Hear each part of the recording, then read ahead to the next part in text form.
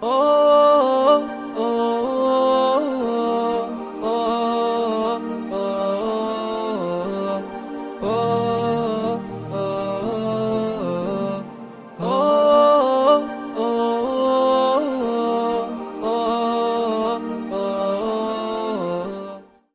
nërmiq, mirë se ritakojmë sërish në këtë takim të përditshëm në muajin e begatë Ramazanit, në muajin e shërimit.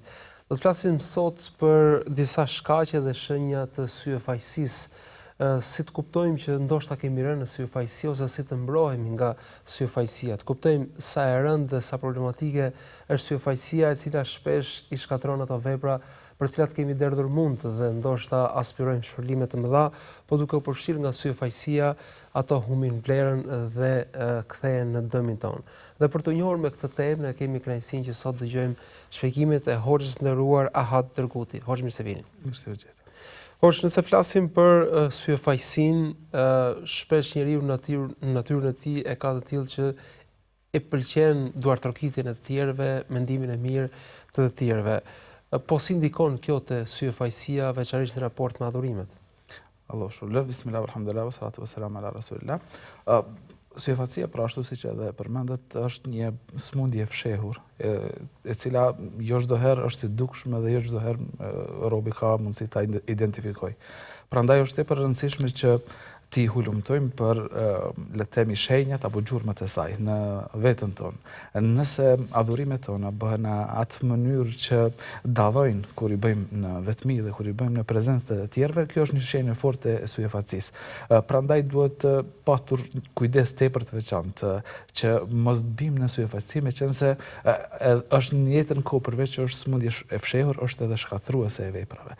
Pra, kushdo që kryen vepra me qëllim që ta kënaq dikë tjetër, jo Allahun e madhum, ashtu siç thonin pra të parat tanë nga tabiinat dhe pastaj para tyre dhe sahabët e mësuar nga pejgamberi sallallahu alaihi wasallam, dikush i cili i bën veprat me syfajsi, në fakt ka bërë vepra për dikë tjetër, jo për Allahun e madhum. Rrjedhimisht vlera e tyre është e barabartë me zero, pra nuk e përmbushin qëllimin për cilin bëhen vepra. Gjithashtu adhurimet pra në tërësinë e tyre janë monedhë për të marrë apo për të blerë gjërat e botës tjetër, jo gjërat e kësaj bote. Prandaj nëse me monedhë gabuar përpiqemi të marrim produkte të gabuara, jo të dukura, padyshim që do të jemi të bankrotuar në të dy anët. Ndërkohë, shpesh nuk duam që të tjerët na kritikojnë, madje nuk duam shpesh as edhe të na këshillojmë. A është ky një tregues se kemi probleme me syfajsinë?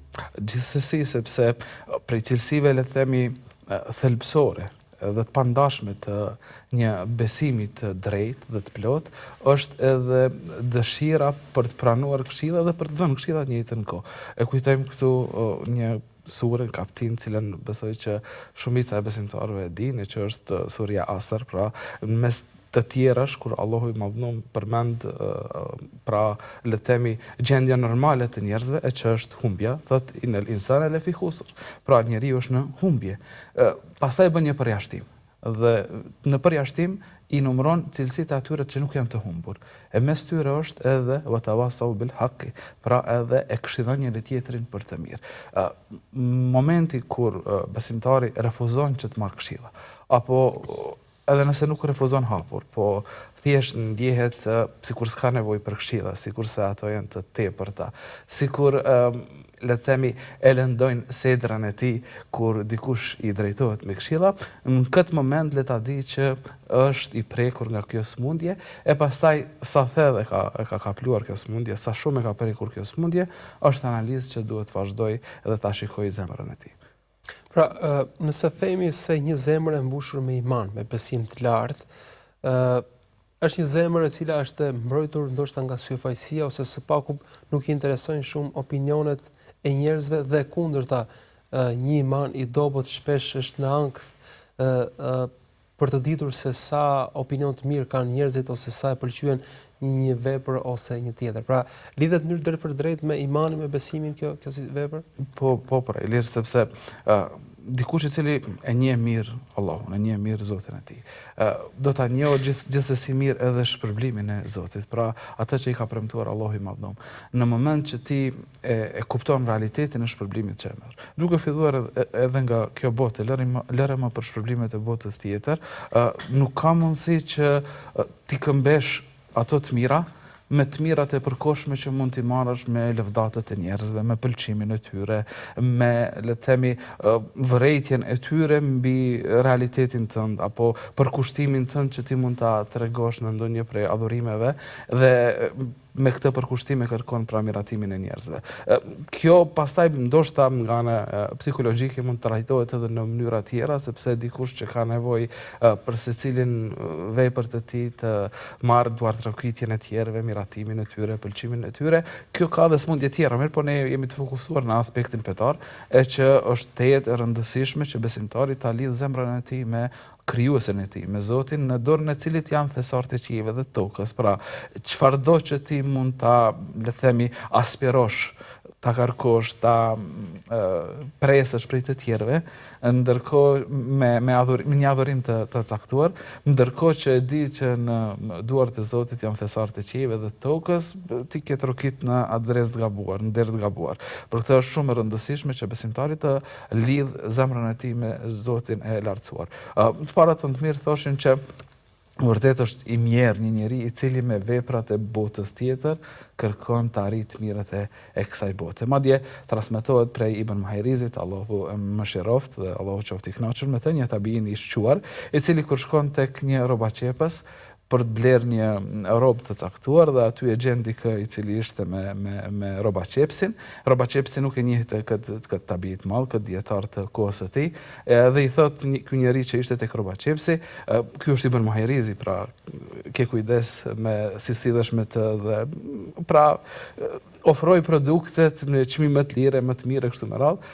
Atëherë domethënë irritohet nga kjo dhe thotë unë me veprat e mia, pra apo adhurimet e mia në këtë pikë nuk synoj të blej gjërat e kësaj bote dhe largohet nga ai vend. Pra nuk është prej, le të themi, zgjuarësisë që besimtari të shpërderoj momentet e tij që i ka me Allahun e Madhëdhëm, ta sakrifikoj raportin e tij me Zotin e lartësuar për të marrë miratimin e dikujt tjetër apo duartërokitjet e njerëzve. Ndonjëherë ndoshta edhe nuk jemi të vetëdijshëm kur përfshihemi në syfaqësi dhe nuk jemi të kthjellët. Dhe njeriu ka shumë motive për të lëvizur, për të bërë adhurime ose edhe vepra të mira. Ndonjëherë, edhe pse motivi i vetëm dhe kryesor do të jetë hatri i Zotit, po ndonjëherë ndikon atmosfera, ndikon motive të tjera ku përfshihen dhe janë shkak pse e bëjmë një veprim. Na duhet një kthjellësi, qartësi e njëjtit përpara se ta bëjmë një veprim, pra duhet që fillimisht të ndalemi së paku disa momente tek i njëjti përpara se të përfshihemi në një vepër. Allahu shpërblet. Po pra, pejgamberi sallallahu alaihi wasallam na mëson dhe është hadithi i njohur, besoj që shumica e shikuesve besoj kanë dëgjuar ndoshta në këtë emision duke u përsëritur, që është innamal a'malu binniyat, vërtet veprat vlerësohen në bazë të qëllimit të tyre, pra niyetit të tyre, objektivit që e ka robi me një vepër të caktuar. Gjithsesi duhet përpiqet që secilin vepër që e bën ta ruaj në mënyrë që mos të ndikohet nga syfaqësia në mënyrë të përvjedhur.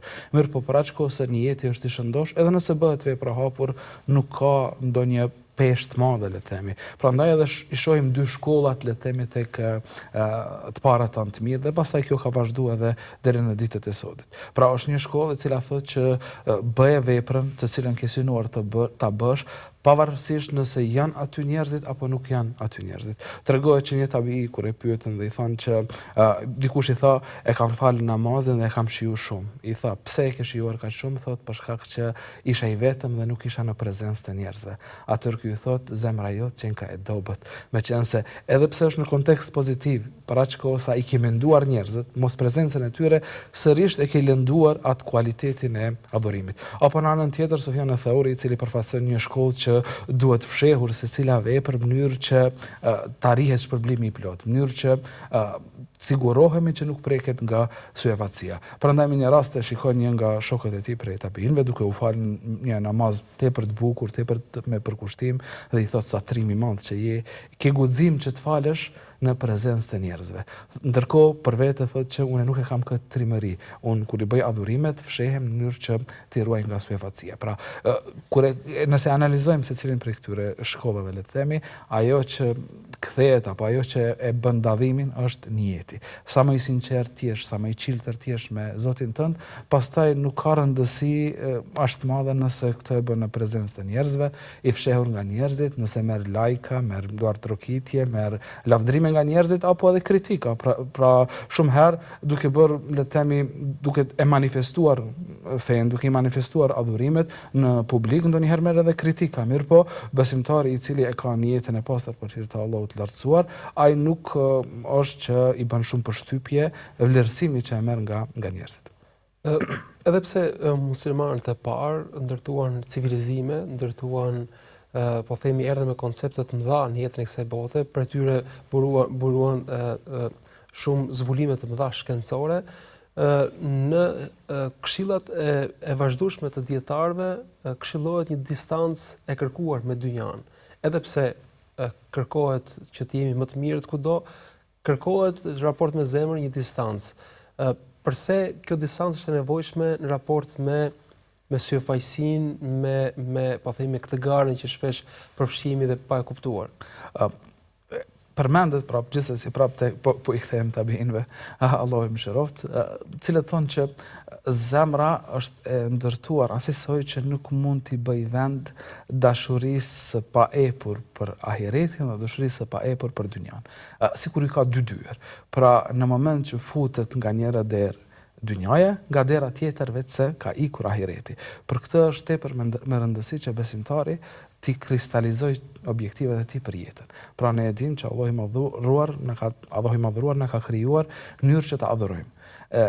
Ne duhet përpiqemi që gjithë jetën tonë ta organizojmë brenda këtij qëllimi, brenda këtij objektivi madhor. Pastaj detajet e vogla nuk është që kanë edhe aq rëndësi të madhe. Për aq kohë sa nuk e humbim nishanin, le të themi, rrugën tonë, pra synimin tonë dhe jemi të qartë në objektivin tonë, veprat të cilat të vogla, përditshme, detajet të cilat e mbushin jetën tonë, nuk është që e bëjnë ndonjë dallim të madh, nuk është që e bëjnë ndonjë diferencë të madhe në le të themi në atë rrugtimin tonë drejt Allahut të Madhëm. Prandaj është tepër e rëndësishme që kjo tjetë në fillim dhe mbarim të secilës analizë që besimtari e bën për veten e tij.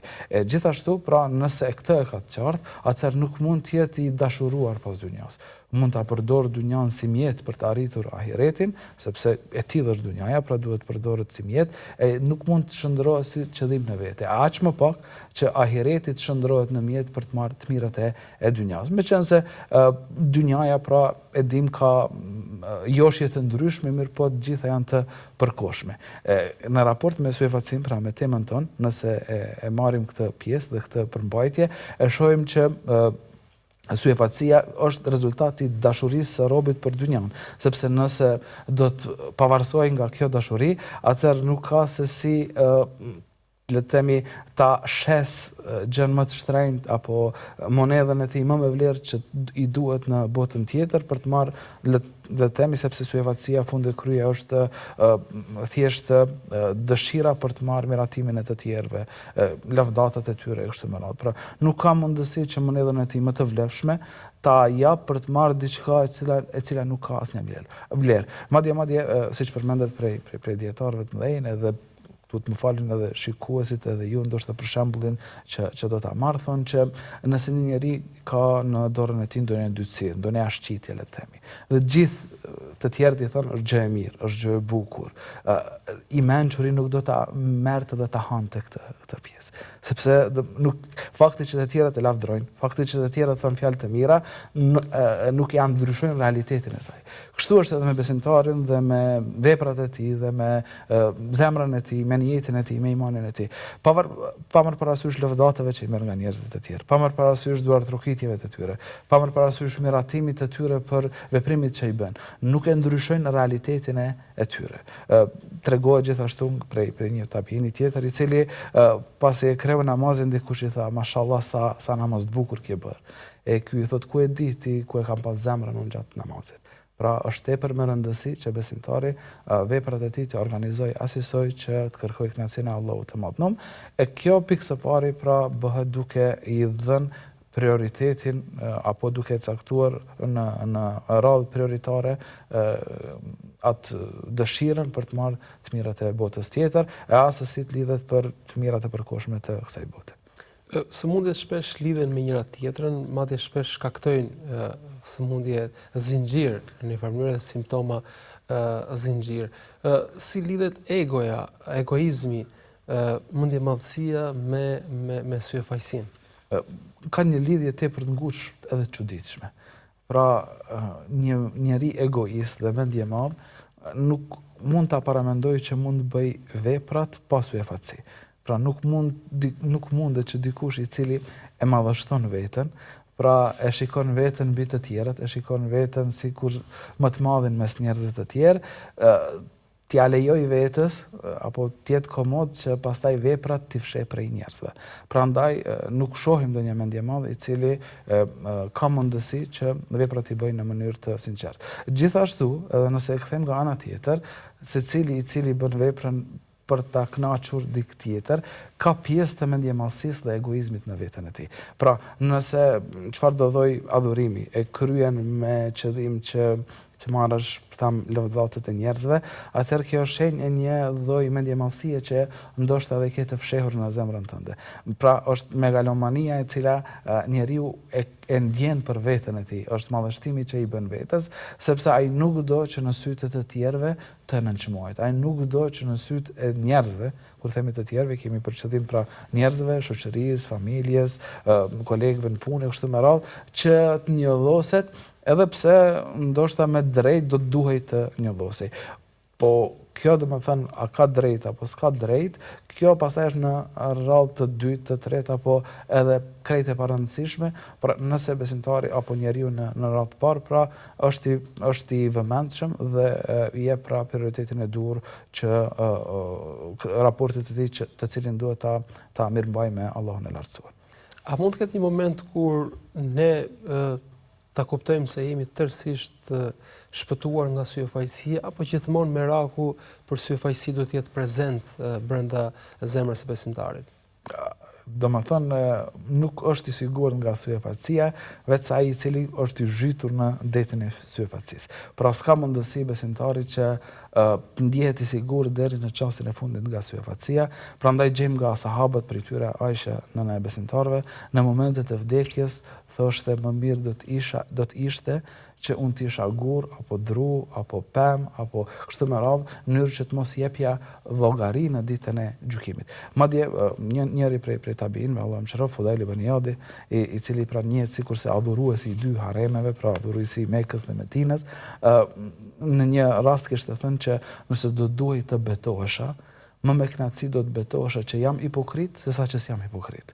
Pra, jo për shkak që e dinte me siguri që është hipokrit, apo jo për shkak që nuk përpiqej të pastrohej nga hipokrizia dhe syfaqësia. Mirë po, për shkak të fshehtësisë që ka kjo smundje në zemrën e besimtarit. Dhe deri në momentin e fundit, madje deri në takimin me Allahun e Madhënum, ne nuk e dimë se si do t'i vlerësoj Allahu i Lartësuar veprat tona. Prandaj është tepër me rëndësi që të kemi kujdes, të jemi sa më të çiltër dhe të bëjmë përpjekjet tona dhe pastaj gjykimi është në dorën e Allahut të Lartësuar. Kjo nuk do të thotë që besimtari të jetojë gjithmonë me frikë, gjithmonë të jetojë me atë shqetësimin edhe ankthin që asnjë vepër cilën e bën nuk ja pranon Allahu i Madhënum, sepse kjo është mendim negativ dhe mendim i keq për Zotin e Lartësuar. Mirë po do të thotë që të ketë kujdes. Pra, kërkohet kujdes i madh për ta ruajtur raportin e tij me Zotin e Lartësuar dhe ky raport mos ndotet, mos përlyhet me syfaqësi apo me qoftë edhe nëse është dëshirë shumë e zbehtë, spaku pra për të marrë një lloj, le të themi, duartrokitje të vogël në një pëlqim nga njerëzit që e rrethojnë. Ne, kur kemi shqetësime ose sëmundje konkrete në trupin tonë, e lutim Zotin që të na shërojë nga një problematikë e caktuar gjatë kohës që vuajmë prej saj. Me sa kuptohet, ne duhet që të lutemi vazhdimisht që Zoti të na ruaj dhe të na kurojë nga syfajësia, sepse ajo mund të na përfshijë gjatë gjithë kohës tonë. Pra, duhet në një mënyrë të kultivojmë atë stresin pozitiv për të qenë sa më kualitativ në veprat tona. Të lumt, Ilir, pra është nevoja besimtarit që gjatë gjithë kohës të drejtohet Allahut Madhënuar me lutje që t'i ruaj veprat e tij, që ta bëjë të sinqert, që t'ja përmirësoj niyetin në vazhdimsi. Madje nëse marrim edhe surën e parë për Kuranit El-Fatihan, në mesin e saj është pas lavdërimeve që i themi për Allahun e Madhënuar, themi iyyake na'budu wa iyyake nasta'in, e nëse ndalemi tek pjesa iyyake na'budu, vetëm ty të adhurojmë. Kjo nuk kupton që në adhurimet tona nuk ka hise askush tjetër përveç Allahut të Madhënuar. Kjo akoma më shumë le të themi nënvizohet dhe merr vlerë akoma më shumë kur e dim hadithin e pejgamberit sallallahu alaihi wasallam, i cili na tregon që se Allahu i Madhënuar ka thënë që un jam më i pavarur se sa të kem nevojë për ortak. Në moment që një vepër bëhet me syfaqësi, që bëhet edhe për dikë tjetër, jo vetëm për Allahun e Madhënuar, nënkupton që i kemi bën një lloj ortakërie Allahut të Madhënuar. Prandaj syfaqësia shumë prej dietarëve cilësojnë dhe thonë që është shirku i vogël, jo për ta ulur shëmtinë e saj, meqense ndonjëherë kur e dëgjojmë fjalën i vogël, duket sikur se është diçka e parandësishme, mirë po për të arritur shëmtinë e saj, sepse shirku është mëkati më i madh që mund ta bëjë njeriu. Është karakterizuar tek pjesa më, po themi, më e rëndë e humbjes që mund t'i ndodhë një besimtari, pra është një lloj shirku. Pra është një lloj shirku, pra. Mirë po thuhet shirku i vogël, meqense nuk është përjashtues automatik pa disa le të themi tipare të caktuara të cilët i përmendën dietar nga besimi, sepse shirku të përjashton, pra ta zhvlerëson secilën vepër. Po në njëjtën kohë edhe syfaqësia ti zhvlerëson ato veprat për cilën të ketë treguar syfaqësi. Prandaj është shumë e rëndësishme që besimtari ta ketë këtë vetdije dhe që gjatë gjithë kohës të lutet Allahut të Madhënuar që ta ruaj nga syfaqësia. Madje Allahu i Madhënuar në Kur'anin Fesnik përmend thotë që një fjalë e mirë, një fjalë e thënë e mirë është më e mirë se sa një lëmosh e madhe e cila pasohet pastaj me mburje, me përmendje. Mburja dhe përmendja është gjithsesi prej syfaqësisë, prej dëshirës së njeriu për tu lavdëruar për një adhurim që e ka kryer. Prandaj, besimtari duhet i lutet Allahut të Madhënuar përveç surës El-Fatiha ku tekstualisht i drejtohet Allahut të Madhënuar me zotimin që është duke adhuruar vetëm atë. Këto lutje duhet i shoqëroj në rukun e tij, në sejdën e tij, në fund të namazit, në kohën kur pranohet lutje, ti zgjedh këto momente për të bërë lutje më të rëndësishme, mes tyre më e rëndësishmja ndoshta mund të jetë për shkak të rrezikut që e ka kundërta saj është që ti dhuroj Allahu qiltërsi dhe ta ruaj nga syfaqësia dhe hipokrizia në tërësi. Shpesh ne kur mburemi publikisht e kuptojmë që kemi rënë në shumë sëmundje të zemrës, vetë mburja është një sëmundje e tillë, por shpesh kërkojmë që ose synojmë një lloj mburje të tërthort, jo të drejt për drejt, duke menduar që e kemi ruajtur veten nga syfaqësia dhe nga mburja. A është kjo një nuancë e syfaqësisë? Gjithsesi, na ka rastis të dëgjojmë njerëzit cilët mburen jo në mënyrë të drejtë për drejtë. Për shembull, thotë subhanallah, jam shumë i lodhur, gjithë natën brëm kam qëndruar zgjuar, pa e përmend ndoshta adhurimin, por që nënkuptohet, veçanti nëse është le të themi në momentet e adhurimit apo në vendet ku bëhet adhurimi, siç janë për shembull umrat që alhamdulillah janë shpeshtuar dhe besimtarët shkojnë vizitojnë ato vendet e shenjta dhe pastaj në mënyrë të tërthort ka dëshirë t'ia bëjë me dije tjetrit që e ka kaluar kohën në adhurim. Kjo është syfaqësi. Pa marrë parasysh nëse e bën drejt për drejt apo e bën në mënyrë të tërthort në moment që ekziston dëshira tek ti. Thelbi është çfarë mban apo çfarë fshen në zemrën tënde. Allahu i Madhënuar ka qasje në zemrën tënde, në niyetin tënd, në synimet e tua. Në moment që ti në brendësinë tënde, në gjoksin tënd, e fsheh dëshirën për të marrë pëlqimin e tjetrit, nuk ka shumë rëndësi mënyra se si e bën këtë. Prandaj e përmendëm në fillim që atëherë kur njeriu arrin që ta pastrojë jetën e tij, ta pastrojë pra synimin e tij, që të bëjë gjithçka për hir të Allahut të Madhëm, nuk ka rëndësi pastaj edhe nëse e shohin të tjerët, edhe nëse duart trokasin të tjerët. E njëjta është edhe këtu. Edhe nëse e bën pra, le të themi me një lloj dinakrie të sofistikuar, në mënyrë që të arsyetosh veten që nuk po e bëj për mburje, dije se Allahu i Madhënum i di sekretet e zemrës, i di ato që i fshe në gjoksin tënd, prandaj ke të bësh me Zotin që nuk mund t'i fshihet asgjë. Pra nuk ka diçka që mund t'i afshehesh Zotit. Nëse i ke këtë vetdije, atëherë nuk ka mjet të cilin mund të arsyetosh për ta përdorur në mënyrë që të marrësh për pëlqimin e njerëzve. Sipas studiuesve të psikologjisë, personat që publikojnë në rrjetet sociale në mënyrë të vazhdueshme, pothuajse gjithçka, veçanërisht selfiet, pra portretet veten, vuajnë nga disa çrregullime psikologjike, kryesisht së paku nga narcisizmi, ku duan që vazhdimisht qendra e vëmendjes të jenë ata. Mirë po shpesh këto publikime përfshin edhe bamirësitë tona, adhurimet tona, në situata kur këto janë në një dozë të shtuar. A është kjo një simptom e zemrës së prekur deri diku nga mburja ose nga syfajësia? Diçka që e kam dëgjuar tek hoxhallarët që japin shpjegime të mira në kohën tonë është që të parët tanë përpiqeshin tepër shumë në mënyrë që t'i fshihnin veprat e tyre. Tregoj për tabeinëve, kishte të atill të cilët kur lexonin Kur'an, pra e kishin mushafin e tyre, në moment që dëgjonin ndonjë zhurmë që i afrohej atyre, e fshihnin në mënyrë që të mos e shihte ai i cili po vinte për t'i parë duke e lexuar Kur'anin, mushafin, që është diçka shumë normale dhe jo e jashtëzakonshme, le të themi për adhurimeve të jashtëzakonshme, por është diçka që besimtari duhet ta ketë në përditshmërinë e tij. Në anën tjetër, në kohën tonë bëhet gjithçka që të ekspozohen veprat. Dhe kjo është një, le të themi, emet apo e keq apo smundje e kohës për cilën duhet të kemi shumë kujdes. Ne nuk guxojmë të përfshihemi në këto lloj aktivitetesh. Rrjetet sociale pra i kam dhënë mundësi secilit të ekspozojë çfarëdo që ai ka dëshirë. Mirë po, gjëja më e shëmtuar ndoshta që mund ta ekspozoj është pjesën që do duaj ta ruante me, le të themi, me këmbgulje që ajo të mos i dilte para syve të njerëzve. E ajo është raporti i tij me Allahun e Madhënum. Sa njerëz kanë lënduar raportin e tyre që do duhet ta kishin të shëndosh vetëm duke ekspozuar veprat e tyre, veçanti në rrjetet sociale ku pastaj bëhen të qasshme për të gjithë. Madje ekspozimi i informatave, i të dhënave në rrjetet sociale, përveç adhurimeve që tham në asnjë mënyrë nuk duhet të shfaqen, as pak e as shumë, pra edhe një postim është i mjaftueshëm për të konsideruar i tepruar në një moment adhurimi, në një moment kur ti kërkon kënaqësinë e Allahut, kur ti punon për të rregulluar raportet e tua me Allahun e Madhënum, e lëre më të shtohen këto të jenë në përditshmëri.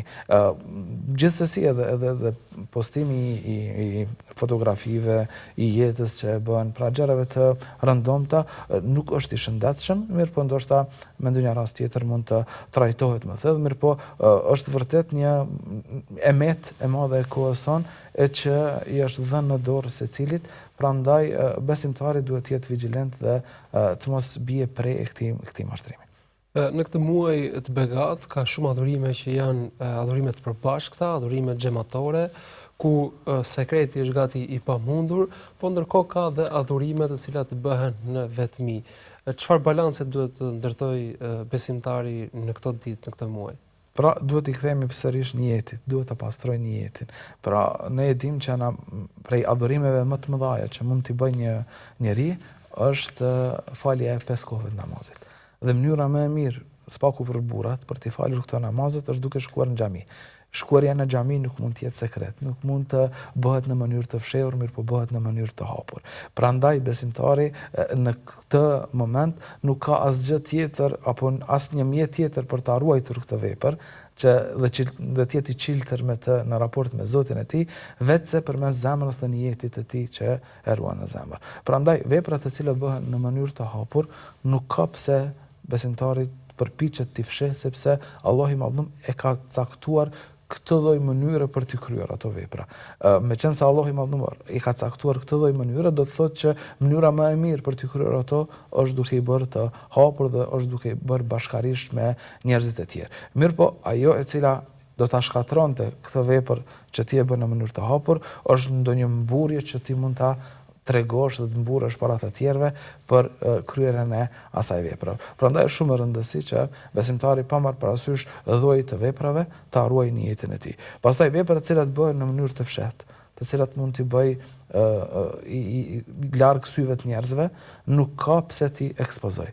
Pra, ato të cilat Allah i ka caktuar siç janë, tham, 5 kohët e namazit, nuk ka pse ti fsheh, edhe pse është vepra më e mirë dhe më e dashur tek Allahu i Madhërum.